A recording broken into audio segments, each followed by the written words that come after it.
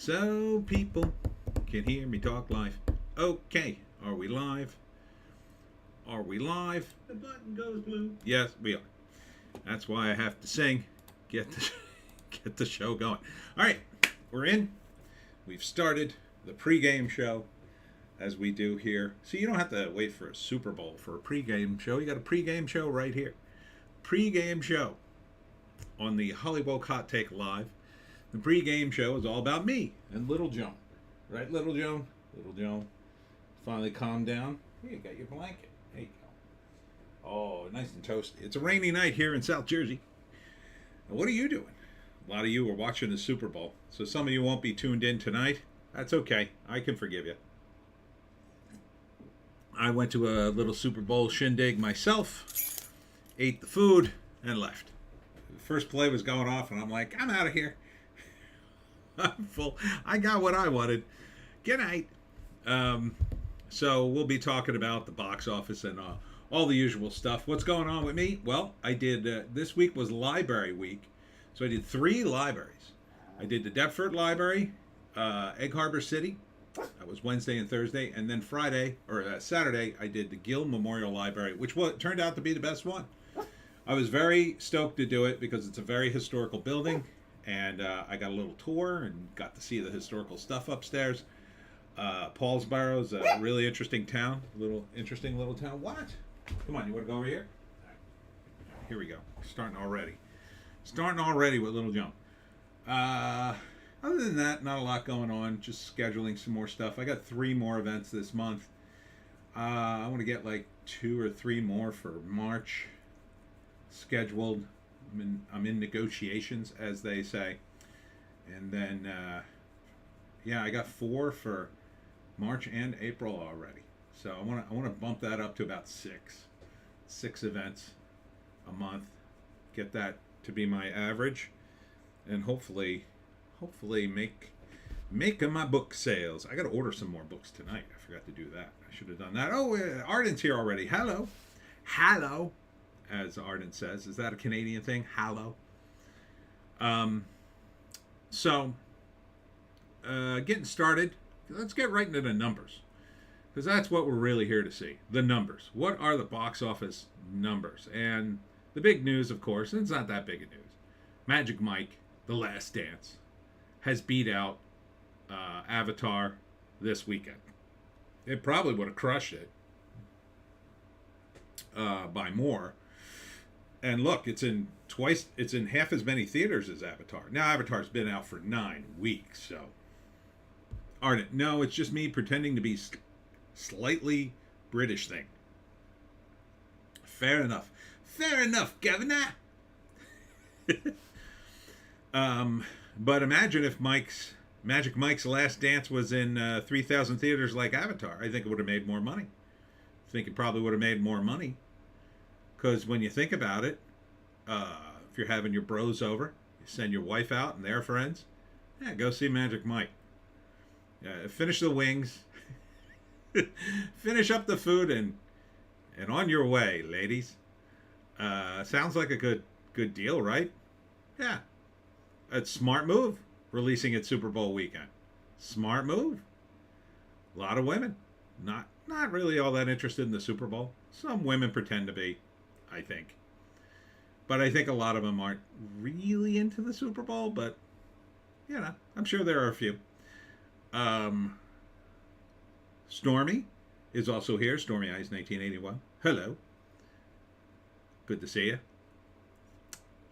So Magic Mike starts with 8.2 million, which isn't great, but I guess it's okay. 10 million international. Of course, there's no Super Bowl really internationally. What countries are we in here? Australia. They might have a mild interest in football. Brazil, Germany, Italy, Japan, Mexico, slightly, just because of their close proximity. New Zealand, probably not. Russia, definitely not. Russia, it's in Russia. It's crazy. Oh, they haven't even opened yet. No, that's next week. Japan, it opens in March. No, that opened. It opened. There's no money here. I guess we don't have the opening numbers here by country yet. down here. So yeah, there you go. 18 million worldwide. Again, that's not. I don't think that's great, but it's okay. Avatar, of course, is still in 3,000 theaters. All right, we get it. You made your money. It's going to be in China forever. So the Chinese box office doesn't look like it's moved. 246 million. That's about what it was last week, I think. 2.2 billion. I think that's about. I mean, how much more could it do? How much more could it do? Titanic 25th anniversary is number 3. So James Cameron is having a good weekend. Yes, he is. 6.4 million. I guess that's all the rest of the women went to that one. The ones, no, Magic Mike's too crude. I'm going to go see Titanic again. And turn in your man card if you're at either of those movies. So, Titanic, oh, they still got a cumulative box office score for it. That's 2.2 billion worldwide, too. So they're just going to add that onto the pile, I guess. That's competing against Avatar. Wait, that's 2.214. And Avatar is 2.213. So now Titanic is higher. Nice job. Now you're competing against yourself, Cameron. I guess that's great news for that, but still you're 2 and 3. You're not number 1. Then number 4, 80 for Brady, which is you can't get a better weekend than Super Bowl to release this from Paramount. 6 million. This is the second weekend for this. 24 million. Yeah, it's not international. Probably no point in releasing it internationally, I would think. This is basically the Golden Girls go to Super Bowl. It's got Tom Brady in it. So even this eats away at the audience for the Super Bowl, I would argue. The women who are kind of just enough into the Super Bowl to sort of watch it, maybe they're Tom Brady fans. They peel off for the premiere or second weekend of this movie. Or maybe they went earlier. Number 6. Or no, wait. Number 5. Knock at the Cabin at 5.5 million. How's this one doing? 36 million after 2 weeks internationally? I think it cost more than 36 million to make this thing. So that's not great. What's the drop off here? Whew, that's a 61% drop off. Looked at the wrong one. Yeah, that's not good. That doesn't bode well. Next weekend, maybe they make 2 million, and then 1 million, and then that's all she wrote, basically. Knock at the Cabin. So what are you going to end up with a score there? Maybe 35 million when all is said and done. 80. That's about where 80 for Brady's going to land. 35, 40 million, maybe. That doesn't seem good. Both those movies seem to have cost. I mean, these days, could these movies have cost less than 40 million with advertising? With advertising, Jesus, it's got to be over 50 million. They advertised 80 for Brady a lot. Knock at the Cabin, they advertised. I don't know if you'd say as much as 80 for Brady, but pretty good amount. Puss in Boots, in its 8th weekend, solid box office, almost 400 million worldwide. So that's money. Definitely money. A Man Called Otto, yeah, 92 million worldwide, maybe. I guess that's money. I mean, it didn't look super expensive to shoot, other than you had to back the money truck up for Tom Hanks, but he's getting up there.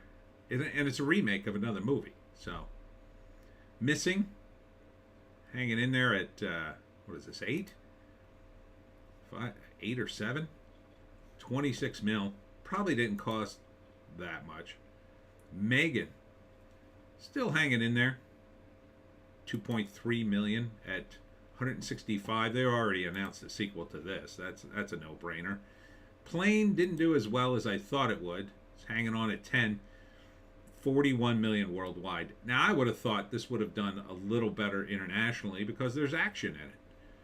Seems like it would appeal to an international audience. I mean, it's about a plane crash and then the guys have to save the passengers. That could happen in any country. Maybe a little too real for people in other countries, though. They had that terrible plane crash in Nepal. I don't know if you saw that. Don't Google that Facebook video. Whew. No, no, no. Consecration.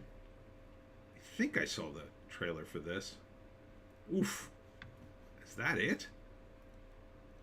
JEC is here. Hi, hi, hi. Welcome. IFC Consecration. $365,000? Oof. Oof. Oof. That's not a very good premiere. And that's in 762 theaters. You'd think it would be, if you don't crack 1 million, I mean, that looks pretty rough. Everything Everywhere All at Once. Still sort of dribbling in some here at 329 keg. It did 106 worldwide. I don't know. That's probably money. I don't think they spent a tremendous amount on this. I mean, it didn't look like it from what I saw. That's the one advantage of doing like a multiverse thing like that. You could keep reusing the sets over and over and the people. The Whale, 17 million worldwide. I think this is going to be pushed after the Oscars hard. Same thing with it. Infinity Pool, maybe. 4.8 million. I think is this the first week for Infinity Pool? No, it's a third. Oof. That's not great. I think that definitely cost more than 4.8 million. I would say at least 10, 15 million. Had some names in that. Close. Don't think I know this one. So barely cracked 1 million. The Fablemans. I don't know. My friend tells me it's excellent. I mean, at 28 million, you know, I have no reason to believe it's not watchable. It just, I don't know, man. It just seems indulgent. Banshees of Inisherin, of course, a movie I've been rooting for, 37 million.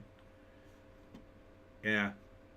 I mean, it's a hard movie to watch, I'll grant you that. Black Panther, still in the mix, 75,000. Why even bother at this point? It's at 830 million. They're going to keep this out until Oscars and then hope to pick up an Oscar win, I think. JEC, I think people overestimated normies' interest in Brendan Fraser taking a dramatic turn. Yeah, I mean, from a Hollywood standpoint, he seemingly has been re-embraced by Hollywood as the nice guy, you know? I mean, there's a lot of buzz about him right now. They're talking about The Mummy 4 again. They're talking about him seriously to put him in movies. I think it's partly because so many of the celebrities have beclowned themselves with politics, stuff on the vaccine, especially stuff with Trump. There's hardly anyone left that hasn't made a complete and utter fool of themselves on Twitter that's still liked. And Brendan Fraser, you know, whatever you think of The Whale, and I you know, it's obviously not a juggernaut. I thought it would do a little better, but man, it doesn't look great at all. You know, he is liked. I like him. Even though he talked about Batgirl like, oh, it's a real shame they didn't release that movie. But you could understand why he would say that. He was in it. He was Firefly. But, you know, he's trying to say something nice about the people he worked with and his co-stars. And you could understand that. And he seems like the sort of person who would just say, well, I'm going to say some nice things and I'm not going to say anything negative. And he just leaves it at that, right? So people just like him. So, yeah, that's probably a good thing in his favor that they overestimate his appeal.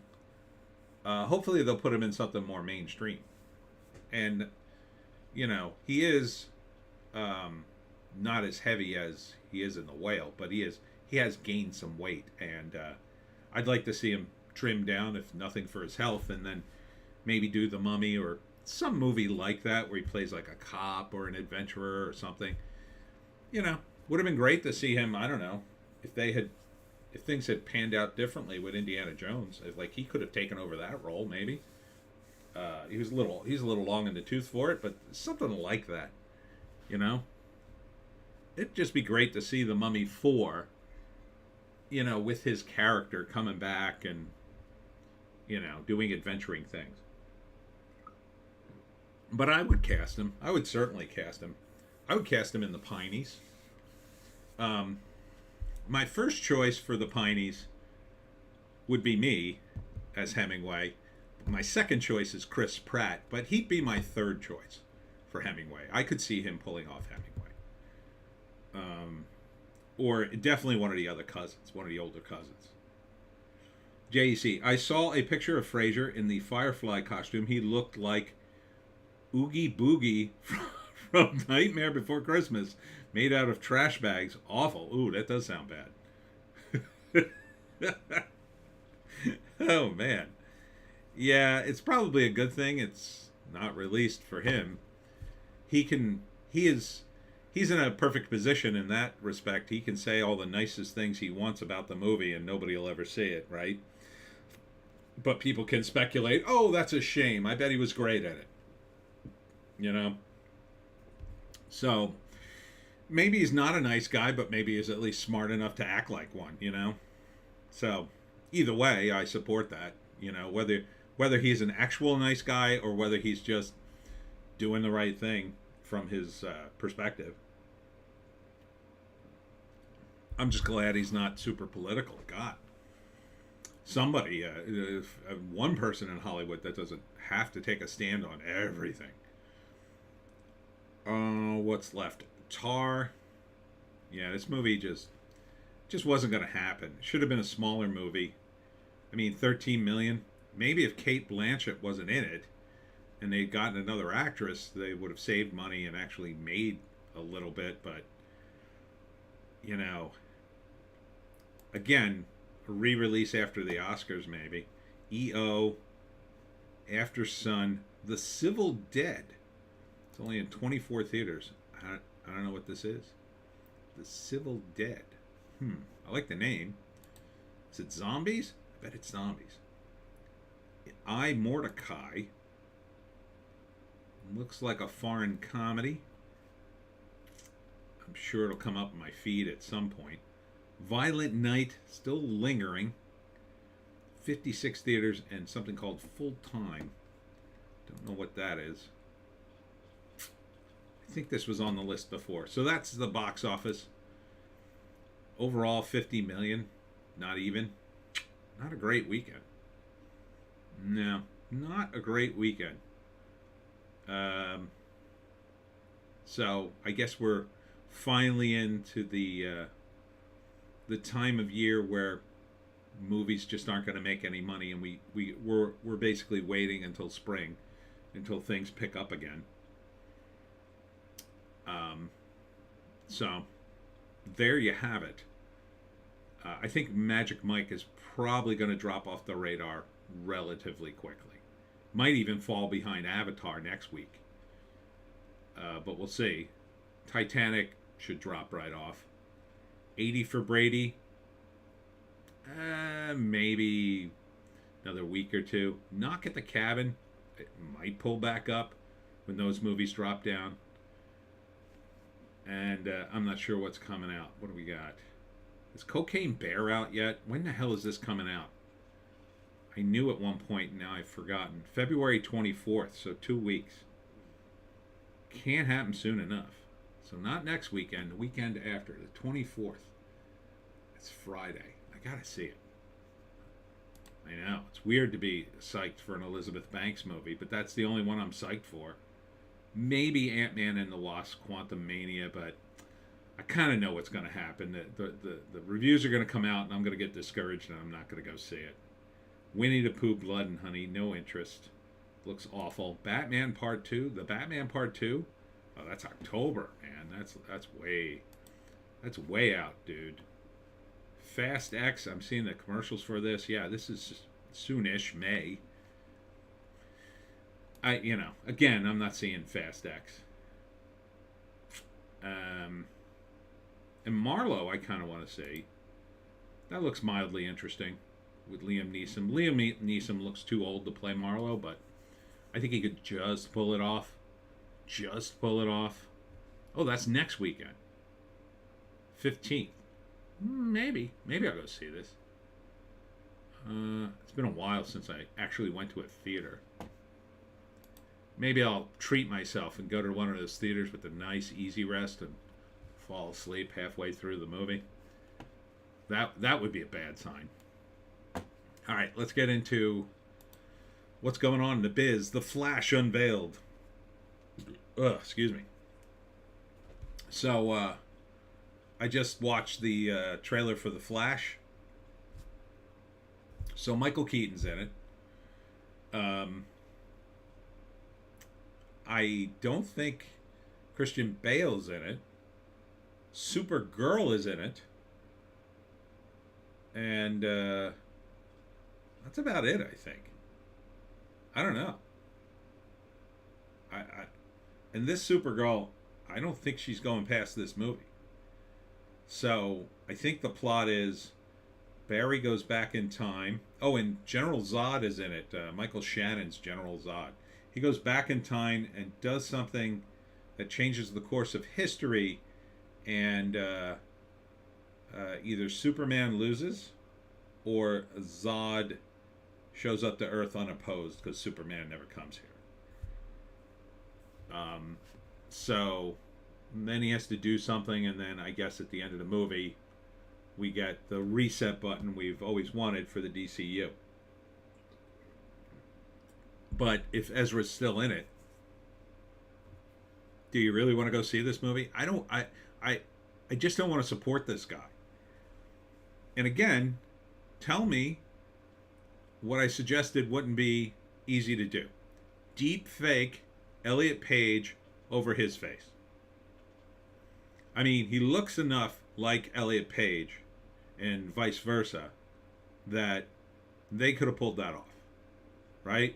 You could see Elliot Page would be close enough. Elliot Page is skinny, and she's ripped. He's ripped, whatever. So, I think the big fear ousting Ezra would have been, oh my God, you got rid of a trans person. Not really. Not a real trans person. Elliot's a real trans person, right? Compared to Ezra, I don't even think Ezra's for real, but JC, EVS just played the trailer on stream. Looks insufferable. Yeah, it's not great. I mean, Michael Keaton's in it. And Ben Affleck's in it as that Batman. It's like, I couldn't get any damn Batman TV shows. You heard me complain about that many times, about the not Batman shows. I listed them all off. There's like 7 not Batman shows. Oh, it's about Batman, but Batman's not in it. And now we got a movie with at least 2 Batman, possibly 3. I think Christian Bale might be in it. JC, for the millionth time, Tony, Elliot Page is literally 4'5" tall and 65 pounds soaking wet. They won't as an action film star. I get what you're saying, but my point is to get rid of Ezra Miller. I'm saying from a chess move, like, you've got the woke, and that's what they're worried about, right? They're worried about the woke people. You've already shot this movie, right? JC, won't work. Wait, hear me out. You've already shot this damn movie, right? You put her in, you put Elliot in, just her face. You shoot this movie. At the end of the movie, the Flash shoots away, or and then another Flash, the real Flash, comes back. Whatever, or you start it over. You end the series, and then you just start the DCU over. Something. I'm just saying to get rid of Ezra. Or just get another actor. Why not just get the actor from the CW show? Uh, Another guy. He played the Flash already. Fans would have loved that. But I don't know. But yeah. So we'll see what happens. I mean, I don't know. Guardians of the Galaxy 3 trailer. Star-Lord, Gamora reunite. Drax battles Adam Warlock. The battle you've all been waiting for. Adam Warlock. Snore. JC, the woke hates Ezra too. Everyone wants him gone. Cast an unknown actor. It doesn't matter. The character is the draw, not the actor. It doesn't matter who it is. I agree with you that the character is the draw. I'm just saying from a corporate perspective, they'll never do that unless they can get another actor who's like gay or trans or something, so they can, because Ezra would burst a gasket. At that point, he'd had nothing to lose but suing him for discrimination or whatever he could sue him for, I assume. But they're not doing that, so we're stuck with Ezra. I'm not seeing this movie in the theaters, definitely. Maybe I'll watch it on HBO Max just to see how they tried to fix it.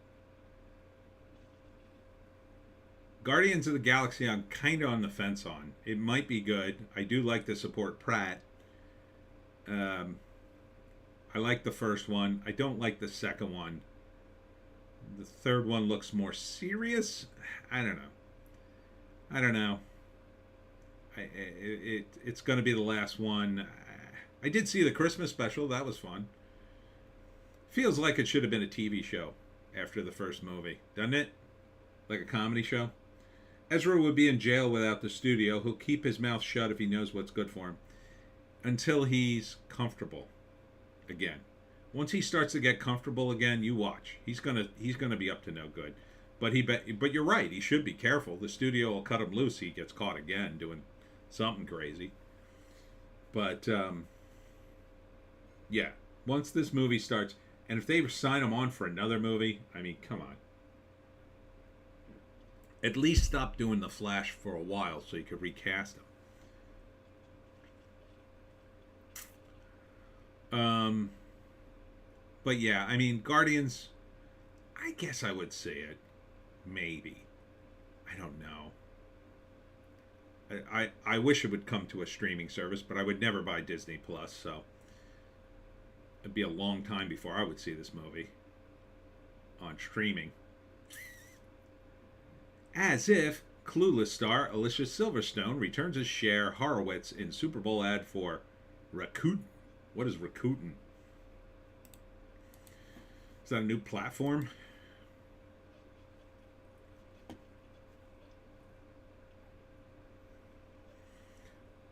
Ugh, excuse me.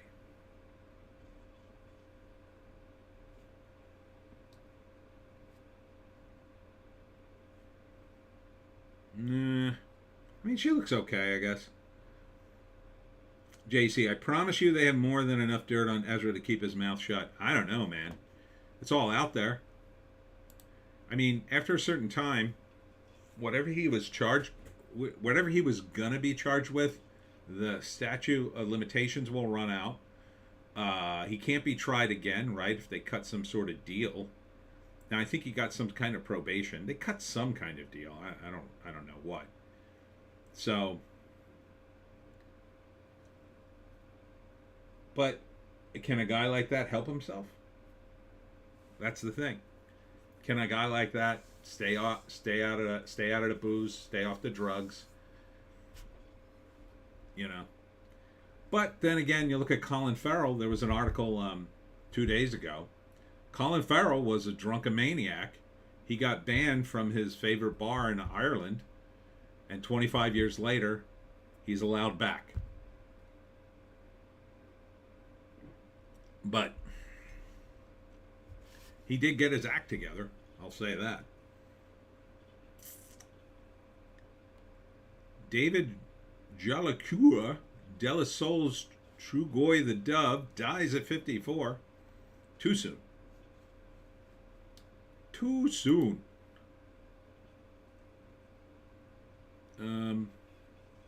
As a guy who's 56, too soon. He suffered from health issues for several years. JC, they don't need to put him in jail to keep him silent. They just need to put more news stories about the BS he's doing behind the scenes. The woke will cancel him. No one will be on his side. I mean, we'll see. I kind of think what's going to happen is the Flash will do. It won't do great, but it won't lose money. It'll kind of come and go. Maybe it'll linger for a couple of weeks. It won't be a huge hit, but DC will not lose a lot of money. And then months will pass. The DCU will start over, and they'll just kind of forget Ezra. Maybe still put him in stuff, but not ever make him the key guy again. They'll never trust him again, even with all the dirt they have on him. But we'll see. Netflix dropped the Cloverfield paradox after the Super Bowl 5 years ago. Why streamers are unlikely to try that surprise strategy again? I don't remember that. Or do I? Was that weird space movie, Cloverfield Paradox? That tie into the whole Cloverfield thing? Trying to remember. Forgettable movie. That much I do remember. All that Cloverfield stuff. I did kind of like the first one, but that was about it. What else is going on here? Indiana Jones in the Dial of Destiny Super Bowl spot. Harrison Ford gets back to punching Nazis in the face. So, there's that. God, this looks like a dumpster fire. I'll say this, though. The commercial I saw for Indy was at least all about him. So, it looks like, what's-her-face, Fleabag. Oh, she's out. Oh, they're cutting her out of the movie as much as possible. Doomcock did some great videos on this. And the word is they're doing their scrapbooking technique to get rid of her. Not completely, but kind of just enough so she's no longer the focus. And that he is. Which I guess makes him happy. I don't know how much money did they have to keep paying him to keep coming back. Especially after he got hurt. And then he had to come back. Then he had to come back again and again and again. Jesus.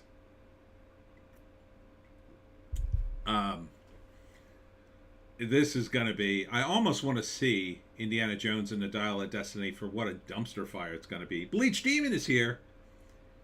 Harrison is punching IRS agents? Is that who Mads Mikkelsen is? Is he a ex-Nazi who becomes an IRS agent? That's an interesting analogy. That's an interesting analogy, Joan. Right, Joan? Yeah, the whole movie just looks weird. Doesn't look like there's anything to it. Looks like it's trying way too hard, what little footage I've seen. They've got, what's his name? Oh, John Rice Davies? Is that his name? The big guy. The big English guy. Saying, shouting after him, "Go Indiana Jones," or something stupid like that. And I was just like, well, that's a weird line to put in the movie. And then you got 80-year-old Harrison Ford jumping from vehicles to vehicle. Yeah, that's probably not a good idea. Although I know it's not him. There's your deep fake. Get some stuntman to make the jump and put Harrison Ford's face on him. There you go. That's all you need to do. That's what they should have done for the whole damn movie. Just get another actor to be Indiana Jones. And then everybody would have been, wow, Harrison Ford really can move for an 80-year-old guy. I think it could have worked. Maybe I'm overestimating this whole deep fake thing. I want everything to be deep fake now. Um, I don't know. It's gonna happen. It's gonna happen. I look forward to it though, because I look forward to the time where I could just build the movie in my computer. Right? I can download the skins. I'm gonna download Bruce Willis and Harrison Ford and a few others and make my own Indiana Jones Die Hard movie. Yeah, that'll be fun. What's the biggest hit? It's Die Hard versus Indiana Jones. Some guy made this on his computer and everybody's watching it. Oh, that'll be funny. Fan movies will be out of control.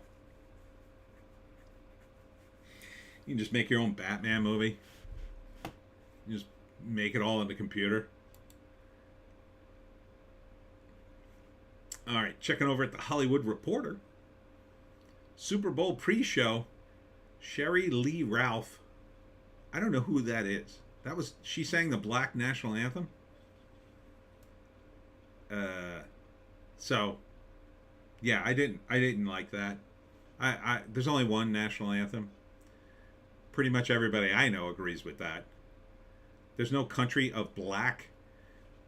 So there's no black national anthem. And for the NFL to entertain that is insane and stupid, and they should stop.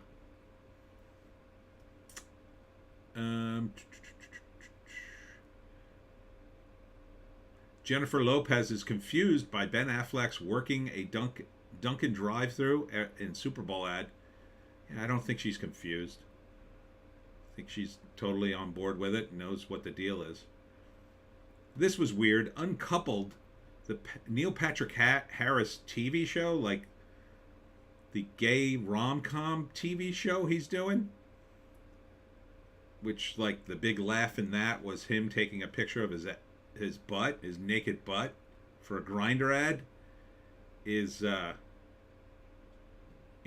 being revived at another network. So, like, Netflix canceled it, and it's being picked up at Showtime, right? When Netflix cancels you, you're telling me Showtime is now lower than Netflix? That's pretty sad, Showtime. That's pretty sad. You're picking up their scraps. I mean, the only thing lower are the free movies on Netflix, I think. Those movies are terrible. Oh, if you ever need to see The Matrix 3, I bet it's there. That's where Velma will probably end up eventually. Hey, you want to watch something free on Xfinity? Oh, you got all these free movies and TV shows. Oh, let's see what you have. Nothing anyone would want to watch. The worst things.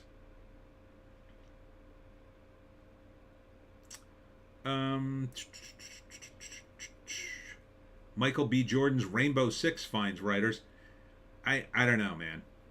It was a Tom Clancy's property, but it was a video game, and I think that's why they're making it. But there may have been a book, right? I assume there was some kind of book or story. So maybe that one will be a video game that actually kind of gets adapted and is kind of watchable because of the Tom Clancy part of it, but I don't know. It is Michael B. Jordan. He's good. He's a good actor. So, maybe? I don't know. The things that get developed.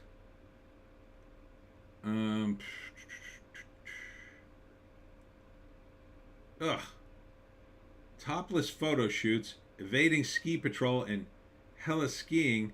Why Chelsea Handler loves Whistler. Chelsea Handler going topless on the ski slopes again?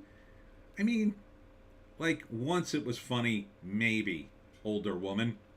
Now it's just like, this is Madonna levels of desperation. Come on. Stop. Okay, just stop. I mean, I'm in that range that I would be dating Chelsea Handler, and even I'm just like, Although I will say Madonna would be a party, you know, assuming you use lots of protection, but I don't know, man. The desperation on Chelsea Handler. I mean, at least Madonna was the biggest thing ever for a long time. Chelsea Handler, was she ever that big? It just seems like really desperate to go topless at her age down a ski slope. And the Ant-Man movie, I kind of want to see it. I want it to be good. I really do. It's probably not going to be good. Yeah, it's probably not going to be good. I just know it. I know I'm going to watch Friday Night Tights or Nerdrotic, and he's just going to say how awful it is. And it's just going to be, yeah. I'm just going to nod and go, yeah, it's terrible. Yeah, I wanted it to be good, but it's awful. Everything's awful.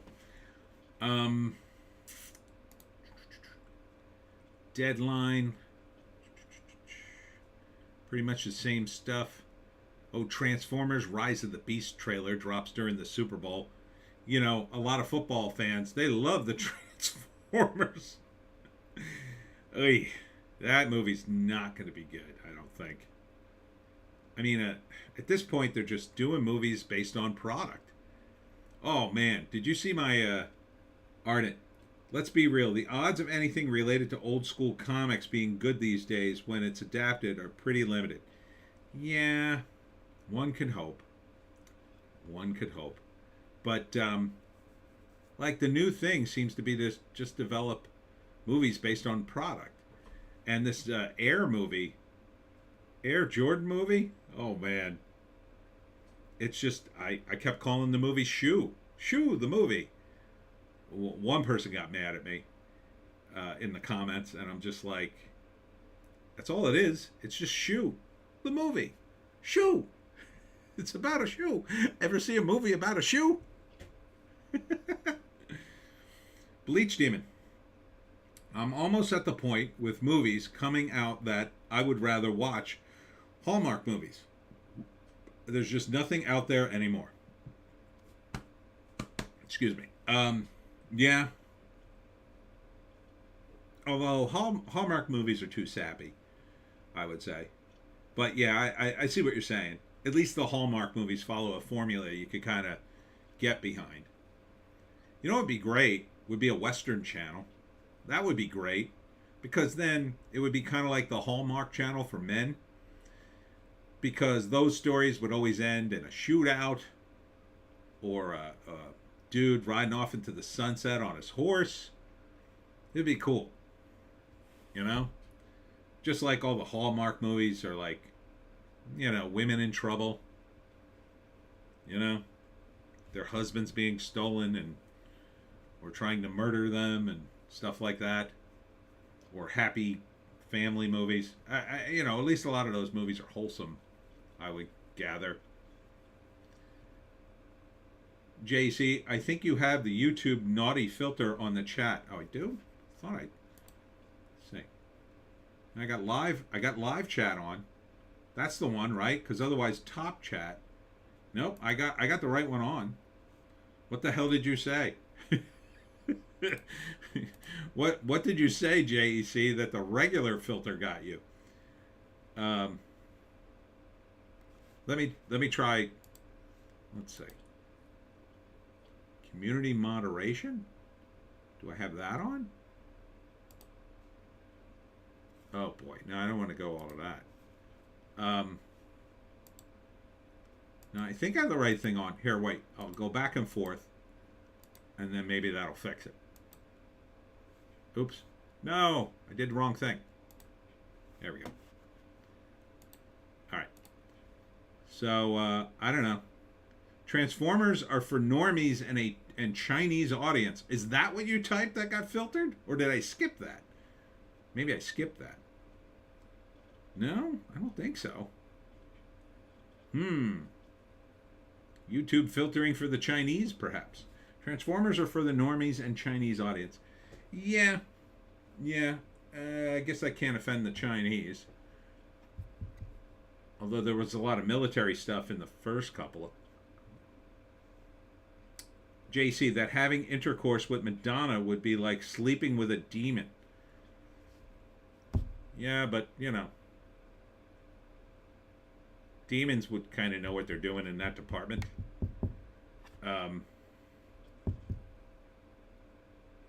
Bleach Demon. I would be all in for a Western channel. The stories would be fantastic, and there's so much to draw from. Hell, you wouldn't even have to have big budgets. Yeah. Yeah. JC, it censored the word Chinese.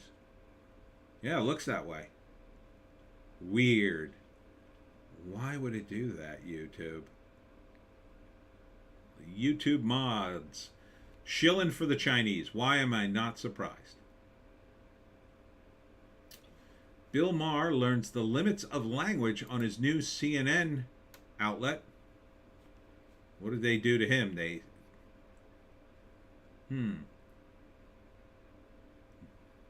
Host was speaking with Karen Stoltis Anderson about Sarah Huckabee Sanders. The topic was Nepo babies, children of famous parents who got a leg up thanks to the association. Maher expressed outrage there was a perceived advantage. He said acting was not effing hard before laughing and apologizing to CNN. Sorry, CNN, I know I forgot. You're not supposed to. Not on HBO. Okay, big deal. JC, imagine the demon STDs, man. Well, yeah, that is I imagine a problem with someone who's as worldly as Madonna, I'll say. Yeah, you'd have to wrap that rascal 3 times. 3 times. I don't know. I've always had a weakness for trashy women, so yeah, I'm working on that. I'm trying to stay away from that. Super Bowl, what is this? 57. Troy Kotzer performs national anthem in sign language alongside Chris Stapleton. Bleach Demon. Hey! Hey, what? Oh, I get it. Ha. Ha! Comcast is plucking streamer Peacock Premium from Xfinity TV and broadband customers. It's ending its practice of bundling ad-supported versions of Peacock Premium to its Xfinity TV broadband customers. Why?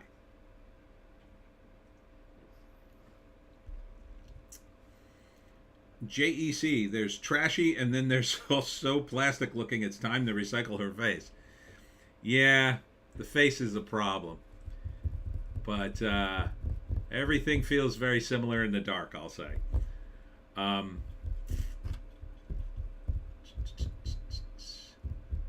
The Civil Dead gets spirited welcome from fans of duo behind Utopia's micro-budget supernatural slacker comedy. Oh, it is a supernatural comedy. I like the name, The Civil Dead.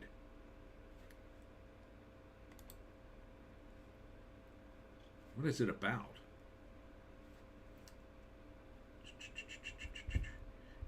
It grows 17K so far on 27 screens. Story of a misanthropic, struggling photographer, Thomas, who wants to watch TV and eat candy while his wife is out of town, but finds his plans thwarted when an old pal, Tatum, resurfaces with spooky consequences. Okay. That's it? I guess. I guess that's it. I think I need a little more, but maybe? I like the title, The Civil Dead.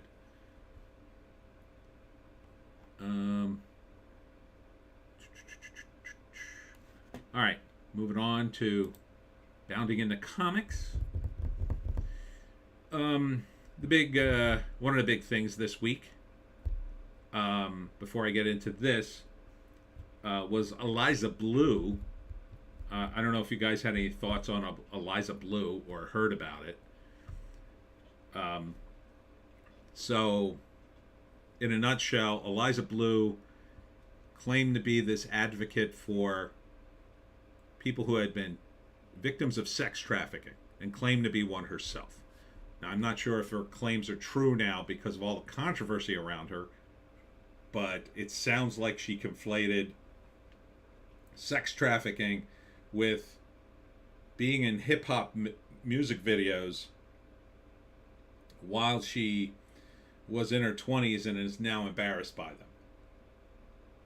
So I have no doubt that she probably raised some money for victims of sex trafficking, maybe. But there was all this controversy, and then she somehow used her connections at Twitter to get people banned for pointing out that some of her stories sounded like BS. Brittany Venti, I think her name is still banned. The Quartering was banned, but then got back on. And it sounds to me like she latched onto a charity as a victim and possibly isn't really a victim. She's sort of victim adjacent. Like, she's not a victim of sex trafficking. She's more of like a woman who was in her 20s who thought her looks would never end and guys would constantly fall over, and now she's older and now she's mad that she didn't get the fame and fortune she was deserved. And I don't know, she seems to be taking it out on on the world. And for some reason, the people at Twitter just blindly believed her without really checking into her story, I guess. That's my take. And started banning people, and now they regret it. And then somehow Tim Pool got roped into it too, and then sent this guy to interview her to say the real story. And then this guy who interviewed her, this guy Shane, I don't know, he's put out like 3 stories, and they don't seem to really clarify much. And they seem to be all bluster. And now it's kind of just left up there. I mean, she hasn't broken any laws. It's just that she's kind of had too much undue influence. I think people should have ignored her until a little more of her story came out. But Harry, the human substitute, and Arankar, great video to listen while ironing my G martial arts training uniform. Hi, Tony. Hi, Harry. Good to hear from you. I know what a gi is. I was in martial arts. I took Tang Sudo Karate. I think I got to orange belt. Our belts went white, yellow, orange, green, second degree green, red, second degree red, then black. And then first, second, second, third, fourth degree black belts. I never got my uniform stenciled. It does turn into a bit of a black hole for money, but I enjoyed it. I would go back to it if I had money. Harry, wait, a nun-tomboy girl lying about something for victim sympathy points? No, never. It's weird, right? Because Eliza Blue's hip-hop videos, like, I didn't really think less of her because she was a hot model being in hip-hop videos. I mean, she wasn't naked. It wasn't like she was doing porn. Like, lots of girls, when they're in their 20s, they're dancers and they do the hot model thing. They model, they do dancing. Maybe they are a Hooters waitress or even a stripper. I don't think there's anything wrong with that. Now, if you're going to do porn, I think that crosses a line that you kind of can't come back from, but it's your call. Same thing with OnlyFans. So, at this day and age, like, her doing that stuff, I don't think anybody cared. But, like, to call it sex trafficking seemed to be, what? That's not what it is. When people say sex trafficking, they think, okay, you were forced into a life of prostitution either through coercion or drugs or a combination, or just that your boyfriend turned you out and you got caught up in it and you couldn't get out. Like, that's sex trafficking to me. And you end up crossing state lines and banging all these other dudes. That's horrific. That doesn't sound like what she did, but who knows? JC, a lot of those rap video hoes did get trafficked. There's a wide range of forms of trafficking. I'm sure there is. I wouldn't doubt it, but there's also a lot of posers in the rap community. There are guys who are they're legit scary. I have a friend, he did work for the rap guys, and it was legit scary working for him. I didn't PA for any of those gigs, but I used to PA for him and hear the stories. And sometimes they would show up, and there'd be a lot of crazy girls there, a lot of criminals, a lot of guns, everybody paying in cash. So that's how you know there's a lot of shenanigans going on. But at the same time, most of those guys are posers. They're doing it for the street cred. They're not really doing crimes. They're really musicians. And then there are some guys who do both, or they did it a little while, just enough so they could get their cred, and then they fell into music and they hit it big and they never went back, but they still have their friends and they like to pretend, whatever. Again, I don't fault them. I mean, whatever. Ice-T talks about it all the time. I'm sure he hasn't done a crime in like 40 years, but whatever. That's their image. And, you know, could she have been trafficked? I have no doubt, but there's no proof. And like, she's pointing to the videos of her that were posted online already. That's not trafficking, right? She was paid for those videos. There are interviews with her, at least 2 that I've seen, where she talks about the videos and talks about how great they are. So she can't come out and say, I was trafficked, and have videos about how much she loved being in the videos, how she told her mom, like, okay, so not only were you trafficked, you were completely brainwashed to love your trafficking to the point at which you're praising these videos to your mom and everybody in an interview. Like, it's too much. There's something wrong there. She could have been trafficked. Like, and she keeps talking about, I can't talk about it because guys will kill me. All right, that could be true, but I don't know. Like, then there's no proof, so I don't know what to tell you. There just doesn't seem to be any proof, and she seems to be overly sensitive whenever she's questioned. Bleach Demon. My understanding was the Cashman puff piece were pulled as Timcast kept embarrassing themselves more over Eliza Blue. Oh, they've been pulled. Harry, Japanese Jiu-Jitsu is my main base martial arts. Done others, but the degrees of knowing martial art with pressure testing karate isn't bad for striking. But I hate katas so much. Yeah, I know. Karate's like all inside, right? It's good if you're caught on a bus and you get in a fight in a crowded bus, right? As opposed to Taekwondo, you need a little room to kick out. JEC, she could be dancing in a video and pimped out to somebody. That's true. That's absolutely true. Harry, but nice to hear you did martial arts. JEC, yeah, I mean, some names would be nice. Something.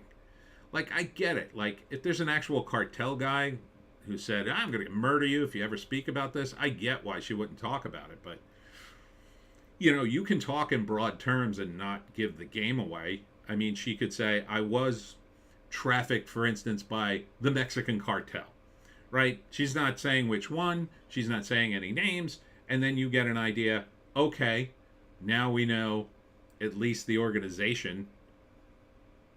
I mean, that's something. I don't even think she said that.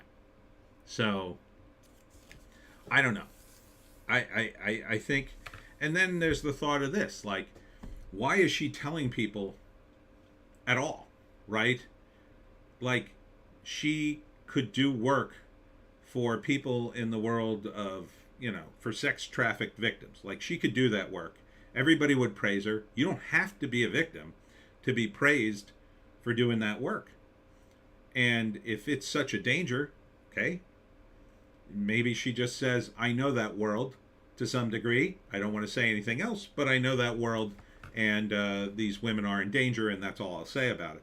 Like, she could have just ended it there, but instead, like, that sensitivity is the sticking point, right? And how does that help anybody to take down those videos or ban those people? I just don't see it. So, if she really wants to do some, I don't know, crusading in that realm, she probably should sue World Star Hip Hop on the video they paid her to do. You know? And if World Star Hip Hop are the gangsters, well, then maybe they should be exposed. Maybe she should take that risk if she really wants to help people. You know? And then I think people would rally behind her. I mean, that's a risk. Maybe she doesn't want to take it, whatever. It's not for me to say you should take that risk, but if she is such an advocate for sex trafficking victims, like, what is she really doing other than picking up the pieces after these women have been used up? You know? The thing to do would be to go after these people. You know? Materially, lawfully. And she's 41. This happened like, I don't know, 20 years ago? These guys all got to be in their 40s too, so half of them got to be dead or in jail. At least half, I would say. So you mean to tell me these guys are all still around? I don't know. I you know. And you're telling me they still have the juice to go kill her. Nah, I'm not believing that. Oh, Joan, your breath would knock down a rhinoceros. Rhinoceros. Get out of here. Phew. All right, done with that. All right, moving on. So, the other big thing, which I started to say, Disney Plus, the licensed exclusive series to other streaming services in order to help offset operational losses. So if you really wanted to see WandaVision, the first season of Loki, or any of those other Disney Plus shows, it may be coming to a streamer near you, and you may not have to buy Disney Plus. Isn't that great, everyone? Isn't that great? Who the hell would pay for this? So imagine you run Paramount Plus. Why would you stream the Disney Plus stuff? You have your own stuff. Like, is that going to be worth it? Hey, we've got WandaVision. Like, it's so over. Hey, maybe Moon Knight, but that's about it. Not even that. I mean, that wasn't great. None of these shows were great. Like, maybe Netflix? Maybe? Because Netflix just takes everything. But, like, I don't care about any of these shows. I'm not going to suddenly sign up for Netflix because they got Disney Plus. If I wanted Disney Plus stuff, I'd get Disney Plus. Okay. What they should do is put this on ABC and run commercials on it. That's what I would do. I mean, they might have to edit some of it, but that's totally doable, right? Maybe they don't want to pay the union fees that go with syndication or something, but maybe it's different for streamers, and I think it is. That's such a weird thing, though. It sounds desperate. This was interesting. Idris Elba rejects identity politics, reveals he is no longer refers to himself as specifically a black actor. I don't want to be the first black. I'm the first Idris, which I thought was an interesting statement. But it comes on the heels of his weird statement at the WEF, if you heard that, which was really weird. Like, I was looking at some of the WEF stuff, and there's Idris Elba, like, making a statement. Weird. Ardent would be willing to bet Disney Plus will license out Star Wars stuff rather than Marvel. Yeah, they're doing that too. I forgot. I was trying to think of the shows. Obi-Wan and The Mandalorian. That's the one. That's the one I might actually want to watch because I hear it's good. That's the one I think everybody might. Yeah, that one. Maybe. If they ran it on Netflix, I'd watch that. See what all the fuss was about, but that's about it in that mix. I definitely don't want to see Obi-Wan. Ugh, that looked awful. Stupid. Why even do Obi-Wan? Why? If you were going to do an Obi-Wan, you do one he spends all his time in Tatooine sitting around waiting for Luke Skywalker to grow up. What? That's not the kind of Star Wars. Do these people... They don't understand. If this was a comic book back in the day when they did the Marvel Star Wars comic, which isn't canon, by the way, it was disavowed by the Lucas people. but it was one of the most popular comics at Marvel at the time. They just did adventures with the characters. They were just going on all kinds of crazy adventures, right? Going to other planets, meeting aliens, shooting it out, having a great time, saving people, saving princesses here and there. It wasn't canon. They were just running with it. Just the Marvel guys running wild. That's exactly what I'd want from an Obi-Wan adventure series. Obi-Wan running wild, going to planets, meeting aliens. Ardent, oh, you know Luke is gay now. I heard the LGBT. No, he's in the LGBT plus community or whatever. Yeah, even though he got married to a woman in one of the books or comics or whatever. It's very, very much a part of canon. Sure. Yeah, make him gay. Make him trans. Make him gay and trans. Make him gay, trans, a person of color. Everything. Just throw everything. Muslim, everything. Throw everything at Luke Skywalker. Make him everything to everyone. He's everything to everyone that's ever been in history of people, and he's woke, and he's a communist, everything. Just add it on. That has to work, right, Disney? Just the dumbest thing ever. These people are devoid of ideas. It's like an AI runs the studio. Ardent, he has children with Mara Jade. Yeah. FFS. For F's sake. That's what that stands for, right? For F's sake. Yeah, okay. Yeah. He has children. You know, they don't care. They don't care. They do not care. Oh, I'm such a good person. I work at Disney, and I made Luke gay. Yeah, he was really kind of gay before. You know, he was. And now gay people write me all the time. Oh, I got a letter yesterday. Let me just surmise what it was to you. I get hundreds of emails every day. These people are pathetic. Ardent. Nerd rage intensifies. Intensifies. Yeah, it's stupid. It's all dumb and stupid. Pathetic virtue signaling from studio people who think we think they're important, right? They think we're sitting around going, oh, Disney, they're so brave. They're so brave for making Luke gay. Oh, it's about time. I was sitting at home wondering when Luke would be gay.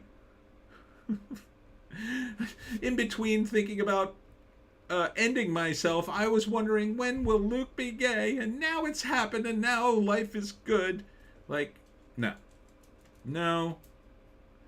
These people have never understood nerds, ever. They hated nerds for the longest time. They absolutely hated us.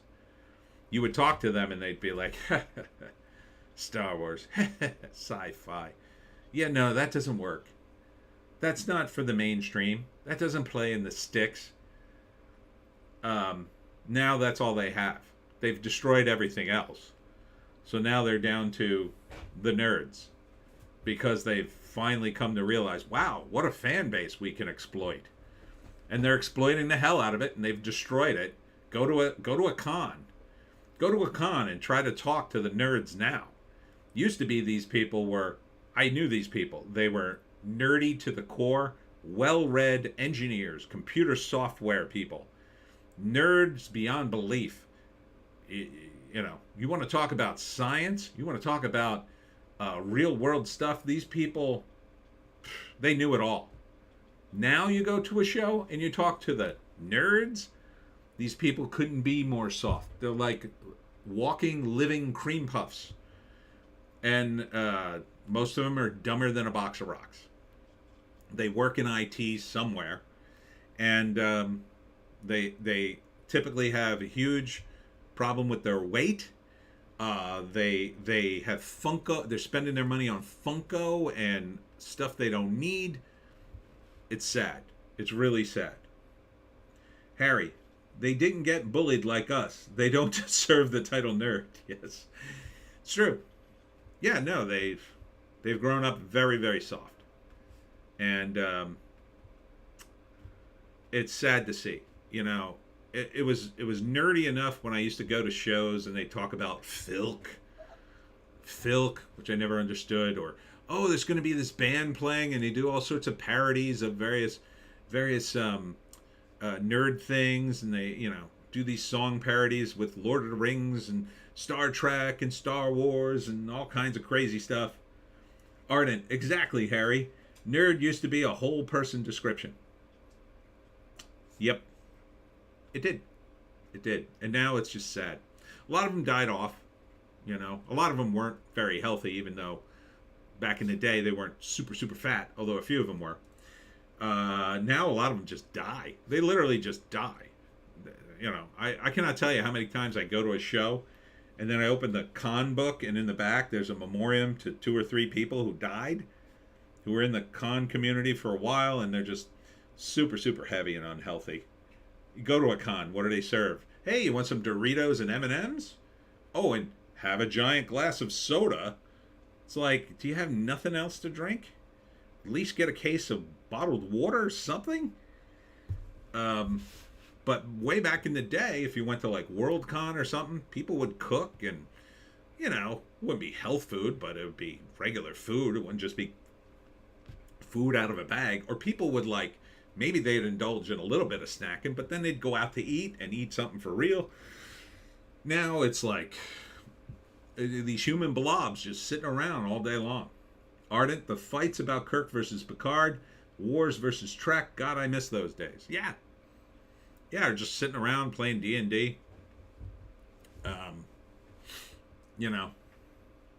Now you got, I don't even know what to tell you what these nerds are. I don't know what to tell you. I did a show.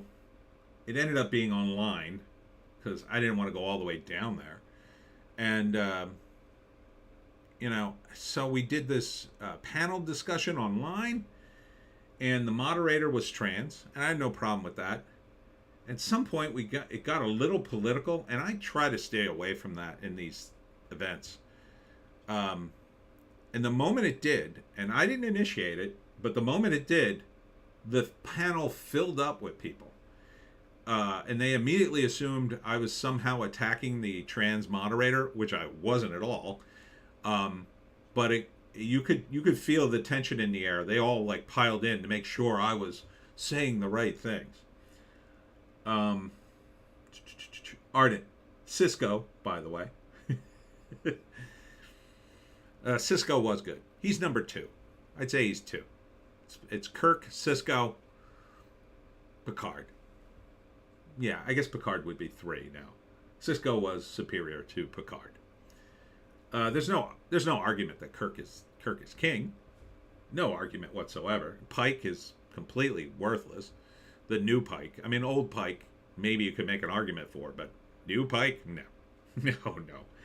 New Star Trek is dead. It's DOA. All this stuff is, because it's not run by nerds anymore. The last nerd show, the last truly nerd show, I think, was Futurama. That show was run by nerds. Oh, those guys were hardcore. Harry, back in the day, if you liked anime and manga comics, you had to read it in the back of the room, hidden in darkness, shamed. You had to work for it. Yeah, a lot of times, back in my day, I had a friend who, he was in the communications department with me in my college, and he was such a nerd. He was learning Japanese so he could subtitle anime, because he would get videotapes from Japan and nobody knew what the hell they were, and he worked on subtitling. And he did good work. Harry, honestly, kind of like my martial arts, get bullied for trying until, oh, he really isn't going to give up. Oh, he's getting better. Darn, guess he liked it more than we thought. All nerds had that struggle once. I agree. Ardent, nope, Kirk shagged a green check. Does that make him better or worse? Yeah, so the nerd shows, they're rough now. And they're also run more corporate now. There's a lot of money guys in the mix. And some of the non-nerds are in the mix, which is part of the problem. You get some of these monster shows are, they're not nerds. They're the locals. So, Ardent, do I need to quote that Richard Pryor joke? LOL. I don't remember that one, so go ahead. Anyhow. Oh, nerd culture.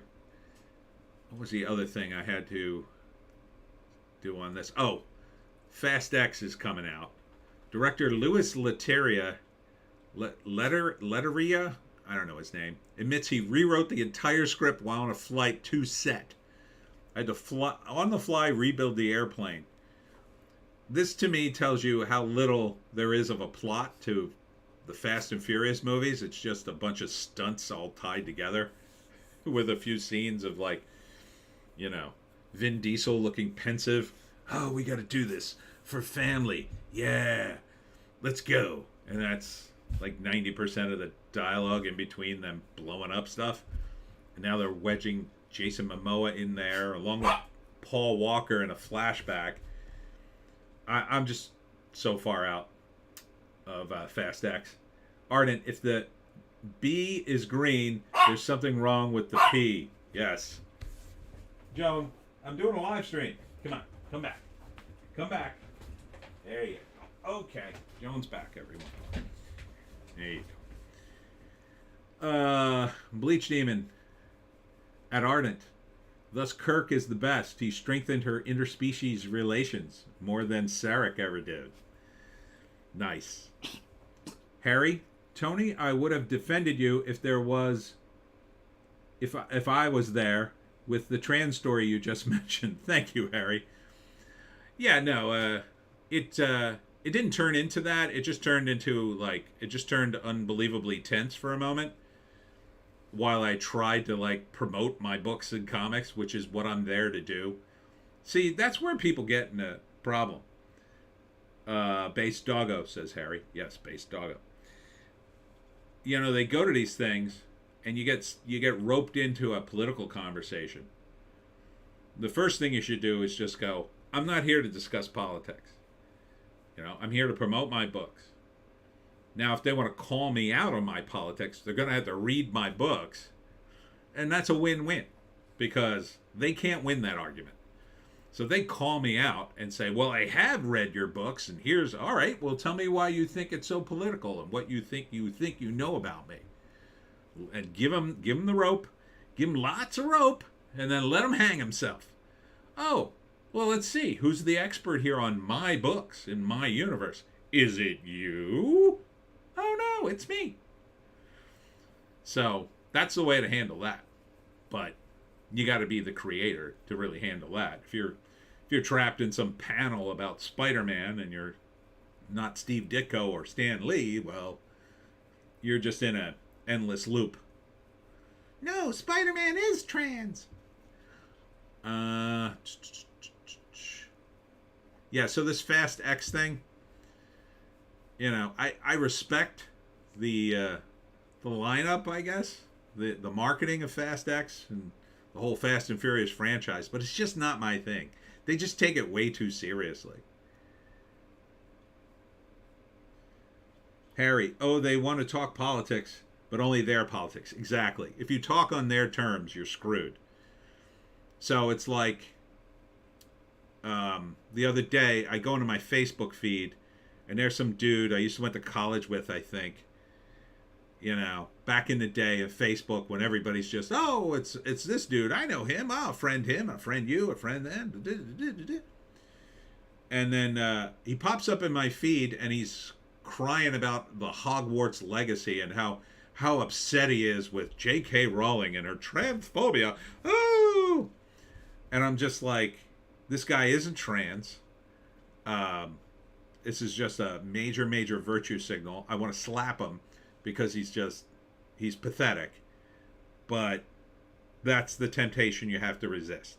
And I used to be unable to resist that temptation. Oh, back in the day, I'd be in his comment section going, what the F are you talking about? Calm the F down. No. That's exactly what he wants. He wants somebody to come at him so he could say, How dare you? I'm so virtuous. I'm protecting trans people. You're a transphobe, sir. But just let it go. Let it. Don't give it any oxygen. Don't feed those trolls, and they eventually just run out of gas and go away. So I avoided an argument. For once. I know, me, right? Avoiding an argument. And, who cares? Who cares about a freaking video game? They have given this game so much free advertising. I can only hope they do the same with the Pineys one day and I sell 100 million copies. Harry? Oh no, not this again. The Voldemort did nothing wrong. I mean, here's an article right here. Transgender Montana state legislator. There's a transgender Montana state legislator? That's crazy. Voices approval for Hogwarts Legacy. Oh, base trans person. Voices approval for Hogwarts Legacy Twitch tracking list. Oh, I should have read the whole thing. Not based at all. It's bad to pay for a game based on an IP that directly funds a turf. I think this is a blind spot in, J.K. Rowling has become a blind spot for trans people. They can't look at this rationally. J.K. Rowling couldn't be more left. Ardent says, Alderaan had it coming.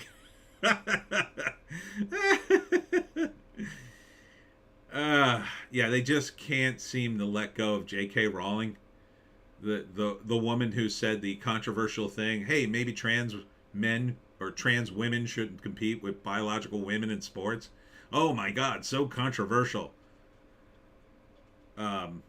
Because, I mean, we could all see the inevitable. Oh, that's so weird. Trans women dominate female sports. Isn't that weird? Yeah, and it will lead to one of two things. Either they will finally ban trans women for female sports and give them their own league or whatever, or they will take over the women's league and then a new league will emerge that'll be the biological women's league or whatever. But it's just total insanity. I don't believe that most of these trans women are actually trans. I think they're just doing it for the fame. Because there's no bar. I mean, it's not like, look, it'd be different if it was Iran, right? Because in Iran, they're weird. They had this rule like, if you're gay, you either have to stop being gay or you have to get a sex change. Like, it's one or the other. So, that crazy rule. I mean, if someone got a sex change, you have to admit, at least they're committed. They're committed to the bit. But, there's no bar for anybody can say they're trans, and I assume just compete. Oh, I'll be trans. Okay, I'm trans. I'm going to compete in, I don't know, the boxing, or the deadlift or whatever. Zuby did that, I think, right? It's just ridiculous. Harry, the woman who lived without their permission. Ardent, I have two words that you shut down every single argument for trans men competing against women. F. Fallon Fox. Okay. U equals should. Oh, let me read that again. I have two words that should shut down every single argument for trans men competing against women. F. Fallon Fox. You probably have to explain that to me, but I vaguely get what you're saying. I mean, the whole argument is just stupid. It's obviously unfair. There's no bar for trans women. There's no certificate. There's nothing. A couple of states have some process. At least if everybody went through the same process, then you could make an argument. You might be able to say, well, you could compete with the women if you're in the same weight class or whatever, but it doesn't make any sense. Just create a separate league, trans women league. You have the women's league, you have the trans women league, and then everybody gets to be in a league. Everybody gets a trophy, and it's all good. Ardent, Fallon Fox is a trans woman who broke another woman's orbital bone. Oh, in a mixed martial arts fight. Now I know who you're talking about. Yes. Yeah, that's not right. It's not right. Too much. Too much. Oh, and this I should mention, for those of you who don't know, they've been trying to cancel Mike Barron's Private American, and he's suing Daily Kos because of what they said about him. They're basically calling him a fascist and all sorts of nasty names. If you haven't checked out Mike Barron's stuff, he's the creator of the Badgers, and he used to write Nexus. I think he's the co-creator of Nexus. He's great. He's one of my fan favorite for me, Mike Barron. So support him. I think he's raising money for the lawsuit against Daily Kos. So check that out. Harry, biologically, there are about 2 advantages that women have in combat: eyes that are better at telling different colors apart, and being able to lose 1 or more drops of blood before going into shock. And there's all the hundreds of advantages men have. These add up. Trans MMA fighters have literally broken the skulls of female fighters. Oh, for F's sake, chat beat me to it. No, you make a valid point. Yeah, it's just too much. It's just too much. It shouldn't be allowed. People are getting hurt, and these people sort of blindly support it. But it's about their politics. It's about this Marxist. Ooh, there's a website I ought to show you. Hold on. I got to find this site. Did I keep it up? I did. All right. So this site is called beautifultrouble.org. And if you've ever read Rules for Radicals, this is the next step. This was pointed out by James Lindsay in a recent video. This is all their tactics, all the Marxist tactics, all on one page. How to do it, what they're doing, and you should check it out. If you're up against the woke, this is a site you should bookmark and check for yourself, and be aware of, because this is what they're doing. They're very sophisticated tactics. Some of them work incredibly well, but if you know what they're doing and you're aware of them, you do have the chance to turn the tide. So one of the things is, this just relentless push in, for instance, the trans community against J.K. Rowling. They never admit fault. They never back off of it. And they're constantly going on and on about how, it's way higher. It's way more serious than it is. I mean, they literally called Hogwarts Legacy like a genocidal game or some ridiculous thing. And the idea is just to drive people so far left that, you're pulling the Overton window so far left. Even if they back off some ways, they're still on that left side with you. And to essentially confuse everything, make everybody confused, so they don't know who to trust, and to make all other choices but theirs, the good one, essentially. So a lot of subversion here. And so check it out if you get a chance. It's called beautifultrouble.org, and various things, but check out their tactics page. Ardent, I thought that top left category said advanced halfling. No, what did it say? Oh, no, advanced leafletting.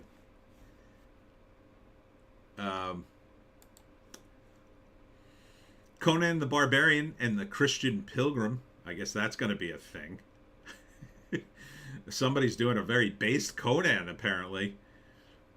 They're doing a Spider-Man Noir live-action series, which is in the works at Amazon. I think that's a bad move. I mean, that's just another one of the many bad moves I think Amazon has made, but that just doesn't seem like it's going anywhere, does it? Is anybody dying for Spider-Man Noir? I don't think so. I don't think so. That is like 3 degrees removed, I think, from what people actually want or even know. It's like, at this point, make a new character. Make a new character. Ardent, the only way I could see a Spider-Man Noir series working as if they hire Cage. Um, Nick Cage? Yeah, maybe. I mean, that would be fun. But yeah, I don't know. It just seems like too much, too far removed. They need to find a new Wolverine. I think this is going to be his last movie. I mean, he's jacking up for it. There was a article I covered. I don't think it's here. Um, Him and Ryan Reynolds were working out, so he actually looks good. Hugh Jackman. I didn't. I thought Ryan Reynolds was the one who needed more of the workout than he did. Nick Cage did the voice work for Spider-Man Noir in Edge of the Spider-Verse. Yeah, he's a little too old for it, though. I don't know. Is the character older? I don't know. A live action. I just don't. I just think it'll be dumb. I just watched the Harry.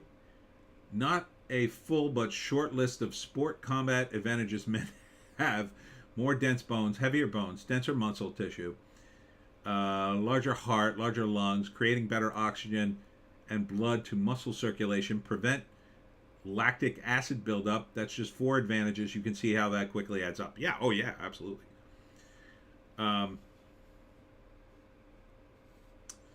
Batman, Christian Bale, George Clooney not playing James Gunn's Dark Knight.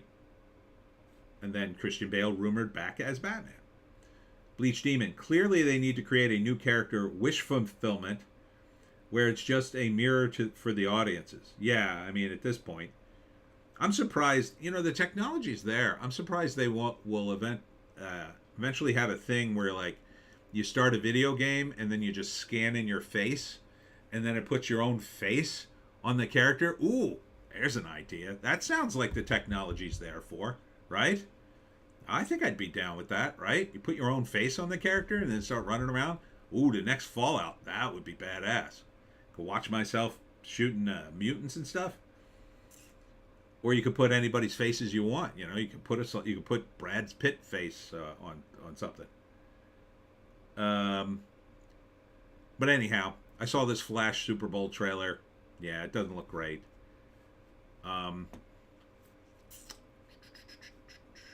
Yeah, here it is. Here's Deadpool and Hugh Jackman. See, Hugh Jackman looks good. I mean, look, he looks pretty ripped. Ryan Reynolds looks a little doughy, but he's veining out in the muscles too.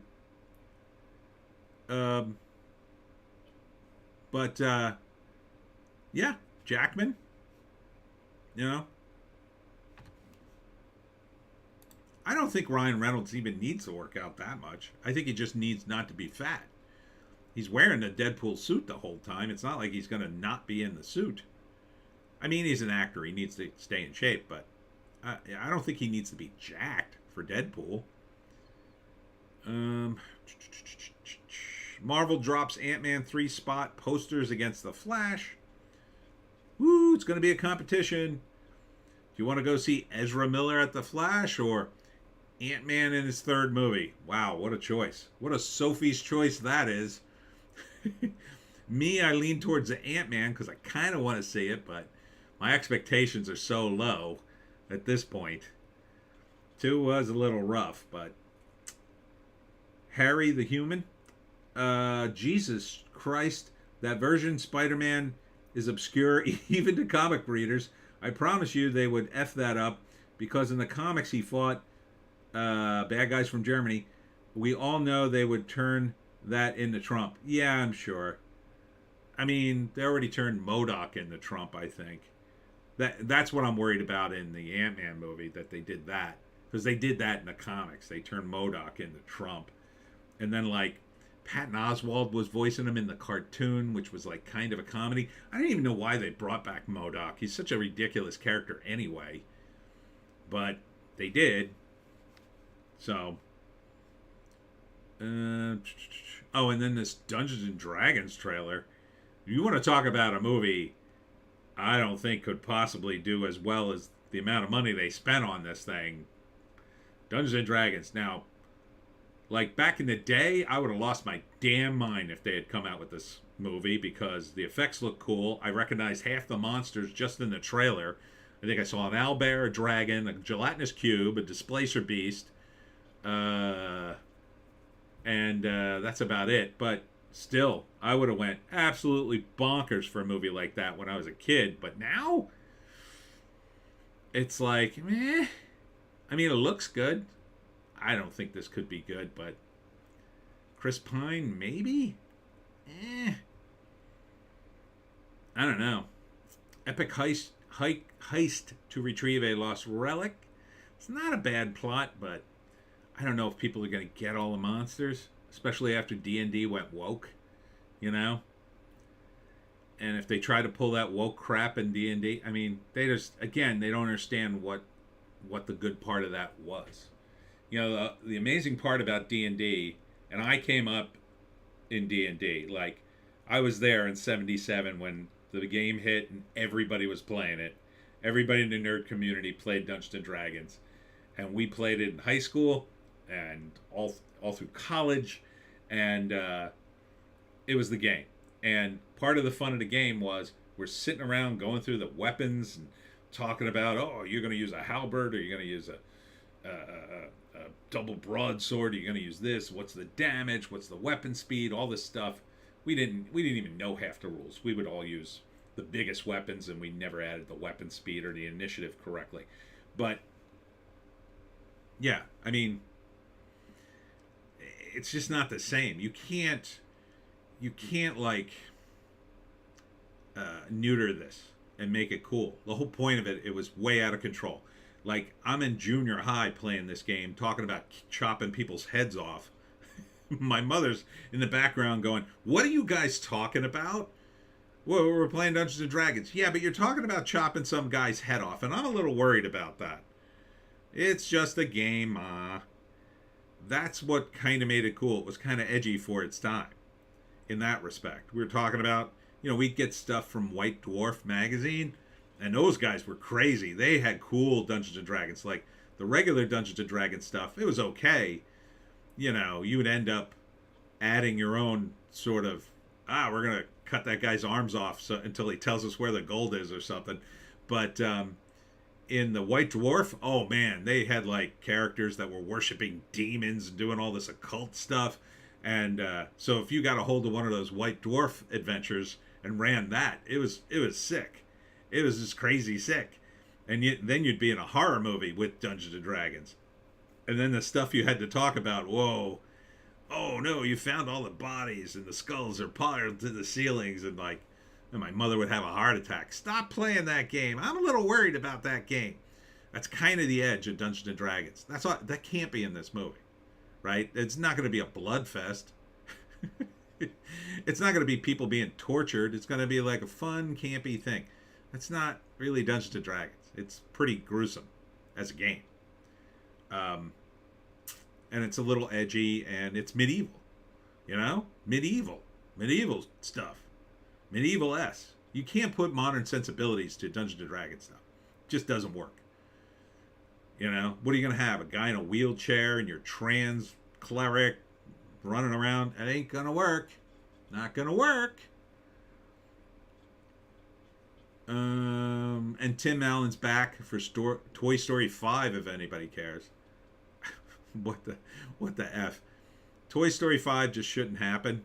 Disney has to be insanely desperate to do this. They announced Toy Story 5, Frozen 3, and Zootopia 2. Now, Zootopia 2, yes, I could see that. That sounds like a smart green light. Toy Story 5? Nah, I think that's too much.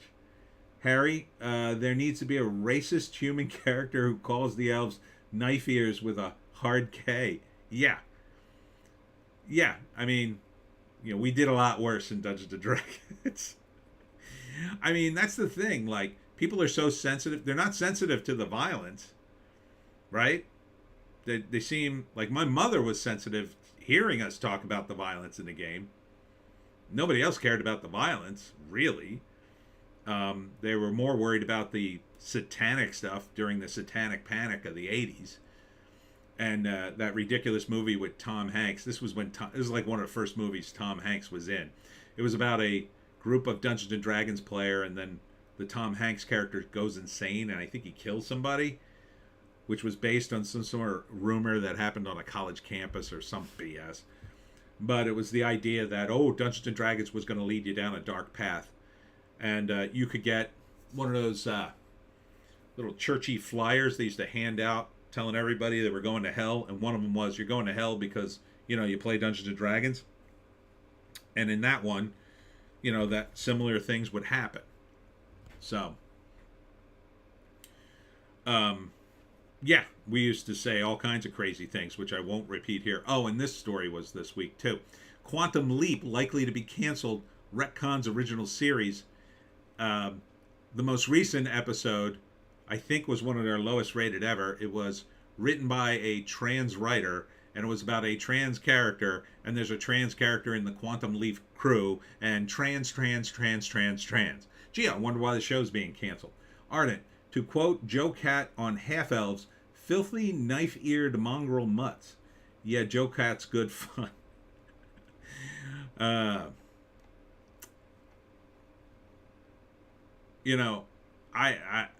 trying to think of a Dungeons and Dragons story I can tell you. Stuff that happened in the game. Just ruthless, horrible stuff sometimes. Where, like when my friends all decided, hey, let's all play female characters. Yeah, it got pretty crazy. It got to the point where I said, you know what? Why don't you guys just go back to your other characters? I'll give you the experience points, and let's not do this anymore, because it's gotten a little weird. Because they were taking advantage of the fact their characters were women, but they acted like men, and let's just say they used their sexual favors to get whatever the hell they wanted, and it got really weird really quickly. I was just like, no, let's forget this. Let's just get rid of these characters and start over with your old characters, please. And they got back to like murdering monsters. But Ardent, Fast X has Brie Larson. I'm out like a candle in a hurricane. Yeah, it does. It looks like it's the last one. Brie Larson, everybody's in it. Brie Larson, Helen Mirren, Rita Moreno, John Cena, who, by the way, showed up at a recent premiere in a dress or skirt. I don't know what he's doing there. Jason Statham makes a cameo. Jason Momoa is the bad guy. Vin Diesel, of course. Michelle Rodriguez. Ludacris. Tyrese Gibson. I think that's everybody. Maybe one or two others.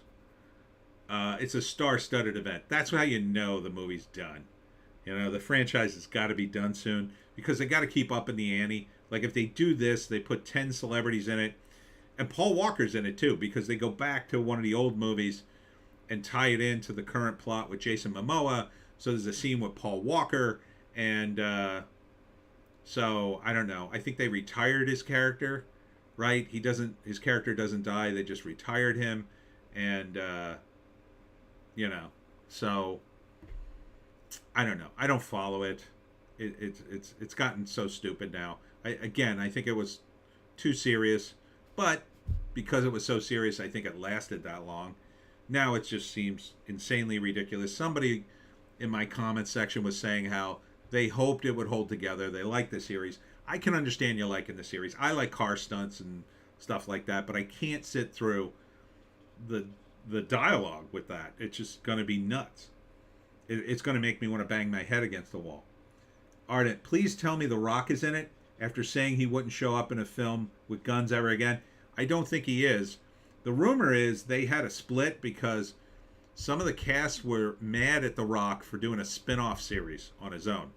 So the Shaw and Hobbs, I think it was called, with Idris Elba. It was Jason Statham and The Rock versus Idris Elba. And that was the first spin-off series. And some of the core members of the Fast and Furious crew were mad at The Rock for doing that because they always agreed never to do those spin-offs because they'd been offered them and they didn't want the main thing to be diluted, which I could understand. That's a smart move. But now they're in 10. I mean, at this point, they might as well do it. Harry, it is not satanic. We are fighting and killing demons. It is like Father John Ward and Father Garcia from the Faith and Unholy Trinity. Great games, by the way. Yeah, I mean, I didn't like to make my characters that way. I like to make my characters good guys. I had a few evil characters, but mostly I had good guys. And then when I did my fantasy medieval comic, The Travelers, I brought all my D&D characters back and put them all in the comic, and that was fun. Ardent, Hobbs and Shaw. It wasn't bad, but that's a D move, Rocky. Yeah, it sounds that way.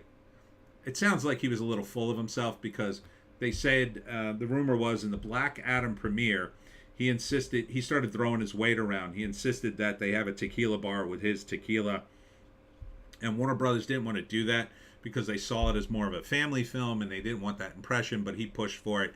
And then, of course, things blew up during the DC negotiations where he tried to push to take over and call the shots. Which, again, I mean, at the time I said he would have been an improvement to what went before because it was just so bad. Just the DC universe, the Zack Snyder universe was just a mess. So even Dwayne "The Rock" Johnson trying to pull it together would have been an improvement. I think James Gunn is far superior to The Rock in terms of putting together a movie. The Rock probably had some ideas, but James Gunn is a guy who's made and directed movies. And you could see he did a good job with Guardians of the Galaxy. I think he'll do a decent job.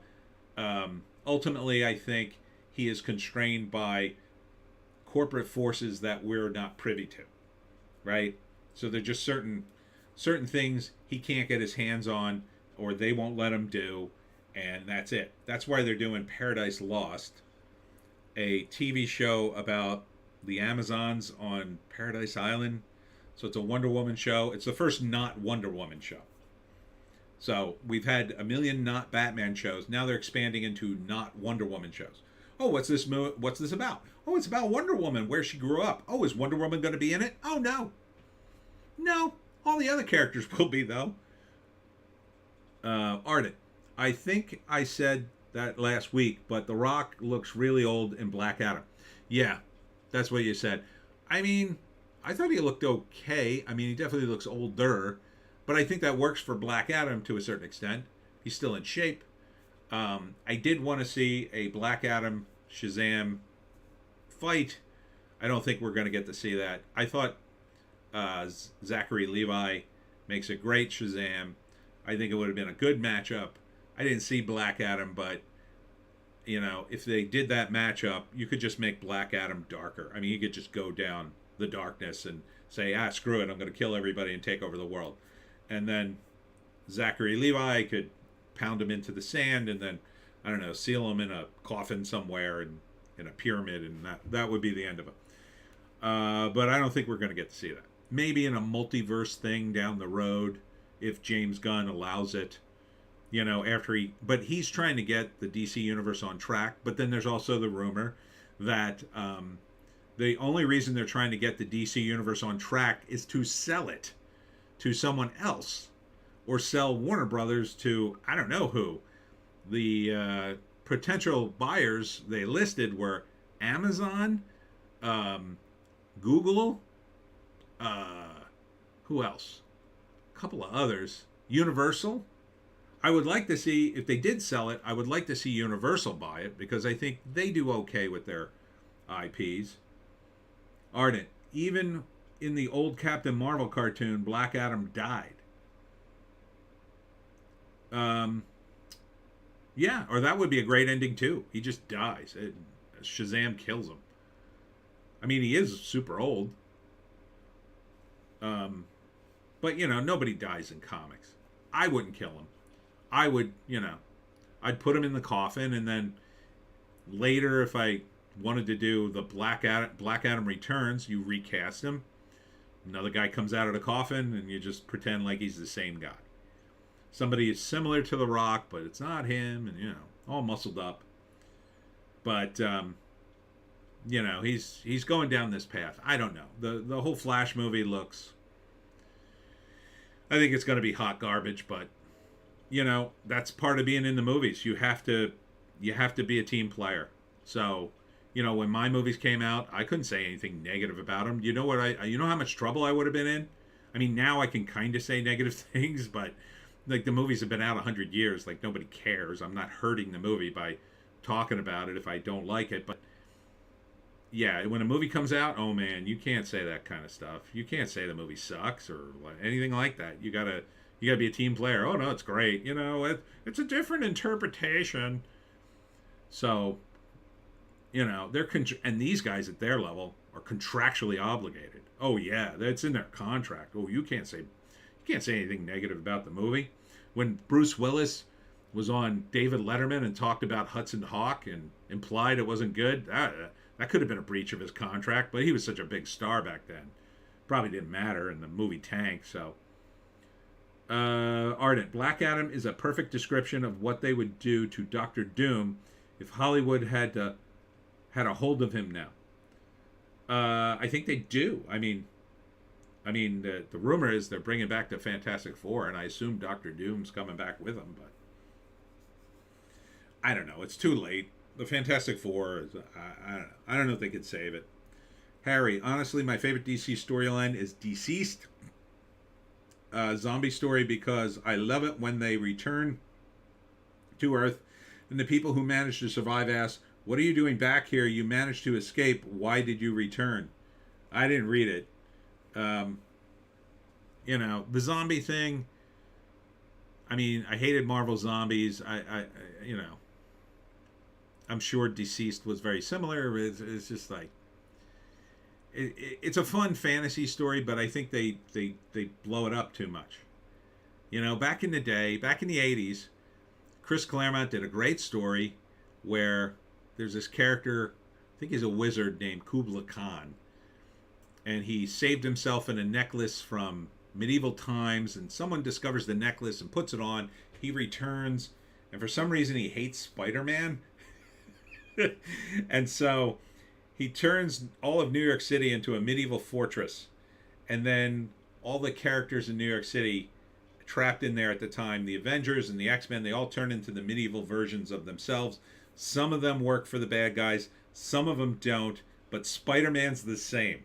And they're all trying to, I think the good guys are trying to save him, and then the bad guys who are working for Kubla Khan, and they've all sort of mixed it up and switched sides, are now trying to kill Spider-Man, and then at the end they somehow undo this spell and it all goes back to normal. But that's the way you do it, right? You do this great story where everybody gets half the characters get killed and half of them are evil, and you get to see them in these wild costumes in different ways. And then at the end of the story, you go poof, it's done.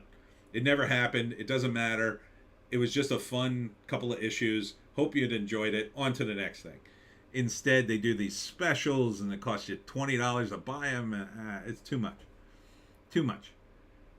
Bleach Demon Kubla Khan and his high Sunny Pleasure Domes?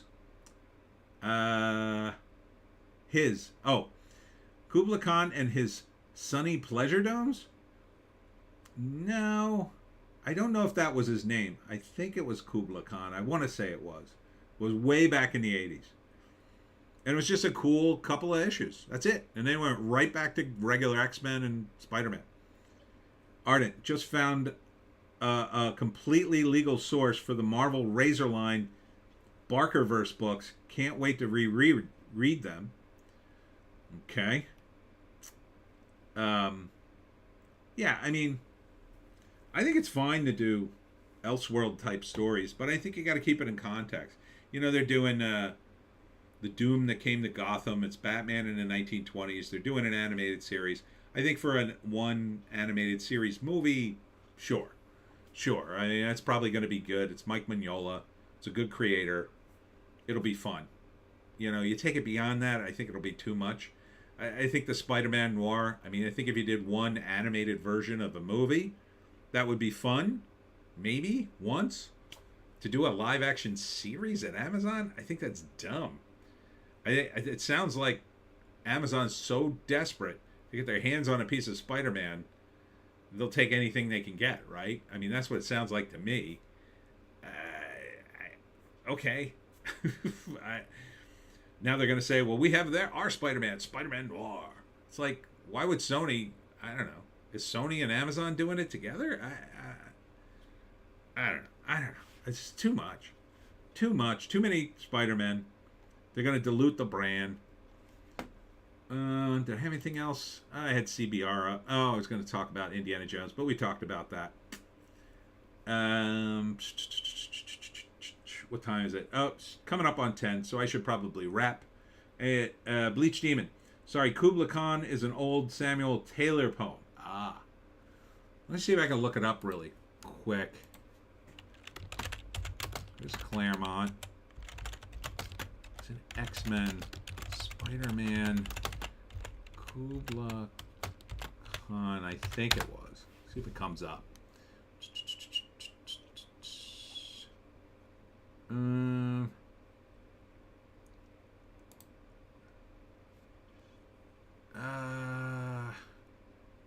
Let's see. Mutant Genesis. These are the big stories from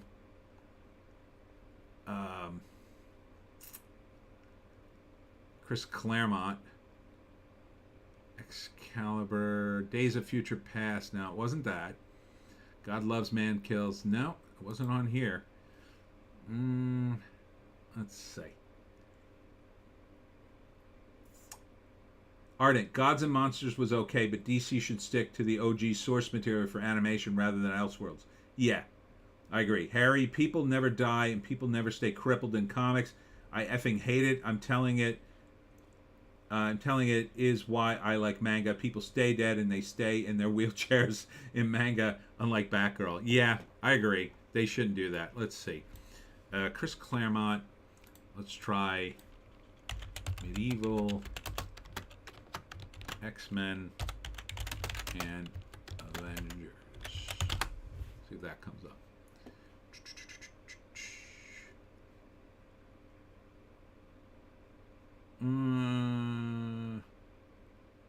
No, I don't remember when it was.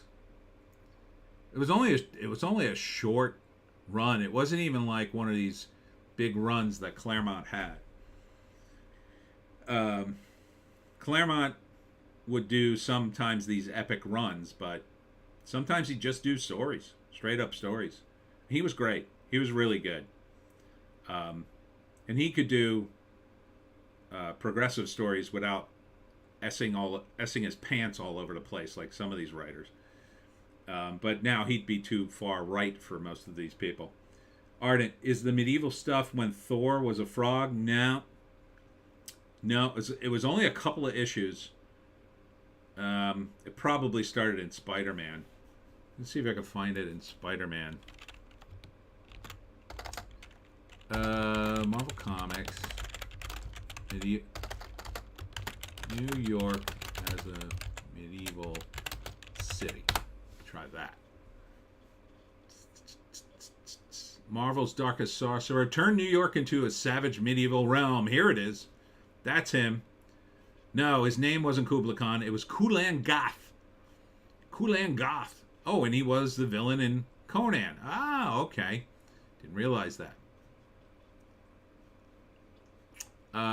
After incapacitating Earth's Sorcerer Supreme, Doctor Strange, Gath quickly transforms the Isle of Manhattan into a medieval age undreamed of, complete with swords and chariots. Yeah, here it is. This is a frame from it. So you can see, here's Captain America in his medieval garb, the Wasp, Star Fox, Vision, Scarlet Witch, Colossus, Nightcrawler, Storm, Rogue. There's Spider-Man. And Spider-Man's the same. That's the best. And like anybody who crossed the bridge into Manhattan, they went right into the spell. So it was great. Harry, I know you'd find that funny just from how cruel that sounds to fictional characters. Yeah. No, I agree with you. It's a challenge, though. I mean, now for comics, when you're going 500 issues, I understand how, they break Batman's back and then they got to heal him again.